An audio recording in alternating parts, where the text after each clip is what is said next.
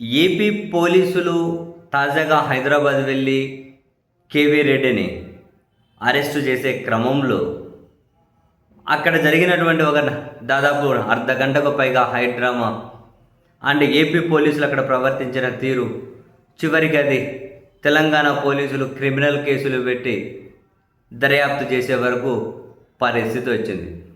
వాస్తవానికి ఏపీ పోలీసులు కేవీ రెడ్డిని అరెస్ట్ చేయాలని చెప్పి హైదరాబాద్ బిరామాలగూడలో ఉన్న సరూర్ నగర్ పోలీస్ స్టేషన్ పరిధిలో ఉన్న కేవీ రెడ్డి ఇంటికి వెళ్ళారు. అప్పుడు ఆయన బనియాను షాట్ మీద ఉన్నారు. ఈ పోలీసులు ఏమో మఫ్టీలో ఉన్నారు. వచ్చిన కారేమో ప్రైవేట్ కారు. సో ఆ బనియాను షాట్ మీద ఉన్న ఆయన్నే బట్టలు మార్చుకునే అవకాశం కూడా ఇవ్వకుండా ఈడ్చుకొని వచ్చేస్తూ ఉన్నారు.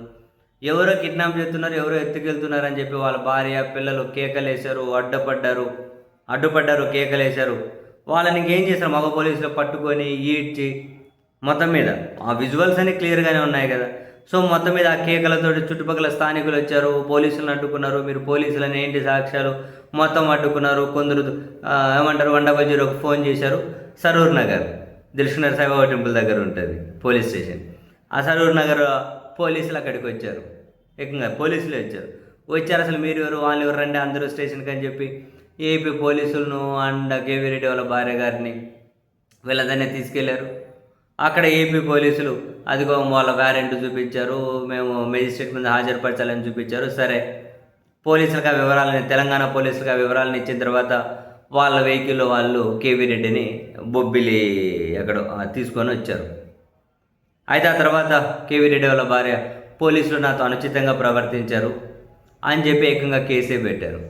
పోలీసులు దీని మీద మహిళతో అనుచిత ప్రవర్తన, ఆమె గౌరవానికి భంగం వాటిల్లింపజేసే ప్రవర్తన, ఇటువంటి సీరియస్ సెక్షన్ల కింద ఏకంగా క్రిమినల్ కేసే పెట్టారు. బొబ్బిలి సిఐ గారితో పాటు మరికొందరి మీద క్రిమినల్ కేసే ఫైల్ చేశారు. ఎఫ్ఐఆర్ ఫైల్ అయింది. వాళ్ళు దాని మీద ఎంక్వైరీ కూడా స్టార్ట్ చేశామని సరూర్ నగర్ పోలీసులు చెబుతూ ఉన్నారు. ఇది యాక్చువల్గా ఒక సీరియస్ కేసే, క్రిమినల్ కేసు, మహిళలతో అనుచిత ప్రవర్తన. ఇదంతా విజువల్స్ అన్నీ ఉన్నాయి. మరి ఏం సమాధానం చెప్పుకుంటారు? ఈరోజు కాకుండా కేసు అయితే రన్ అవుతూ ఉంటుంది. ఏదో ఒక రోజు సీరియస్గా ఇబ్బందులు పడే పరిస్థితి వస్తుందేమో. పోలీసుల డ్యూటీలో భాగం కావచ్చు, మరి డ్రెస్ లేదు, పోలీసులు మనం చెప్పలే, అక్కడ కుటుంబ సభ్యులకు సమాచారం ఇవ్వకుండా అవన్నీ జరిగి ఉంటే ఇంత వచ్చేది కాదు కదా. అది ప్రైవేట్ వెహికల్. మొత్తం మీద అయితే ఒక క్రిమినల్ కేసుని ఫైల్ చేయించుకోవాల్సిన పరిస్థితి వచ్చింది ఏపీ పోలీసులకు తెలంగాణలో.